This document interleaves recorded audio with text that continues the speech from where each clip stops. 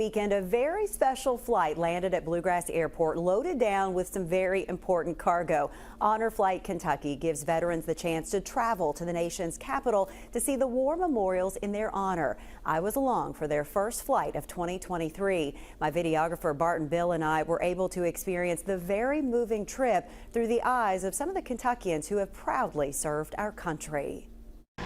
It starts early. We're ready for a big day. Inside Bluegrass Airport, there's a roll call that includes getting your picture made and a final briefing before the mission. There's no greater honor than to stand up in front of you today, this morning, to thank you for your service. The assignment for these Kentucky veterans: enjoy a day solely planned around them in the nation's capital.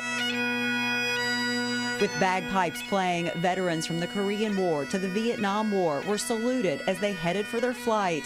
A hero send-off at 0800 hours. The men and women leaving under the flag so many once left their Kentucky homes to go and fight for.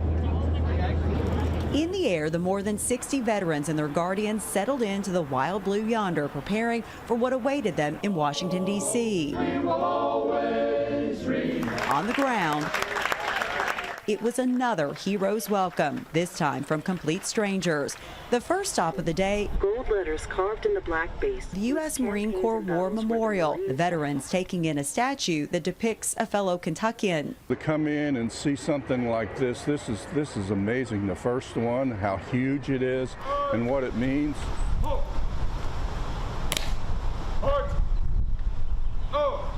At Arlington National Cemetery, I was honored to watch the changing of the guard at the Tomb of the Unknown Soldier and also witness 4 Kentucky veterans take part in the wreath-laying ceremony. As one of only 3 female veterans on the flight, Air Force veteran and Georgetown resident Marilyn Hale told me she couldn't believe she was chosen for the somber task. It was chilling. As I was standing there looking at it, I was thinking of all the people who stood there before. And it was like, I can't believe I'm standing here. I couldn't believe they asked me to do it. But to be standing there where so much history has been made, it was just awesome. A large number of the veterans on this trip served in Vietnam. Donald Boker went there in 1970. He was one of many searching the rain-slicked wall for fellow comrades. We got Goodwin on line 5. They are names that Robert Langley was also searching. I went to Vietnam twice. First time I went to Cam Ranh Bay.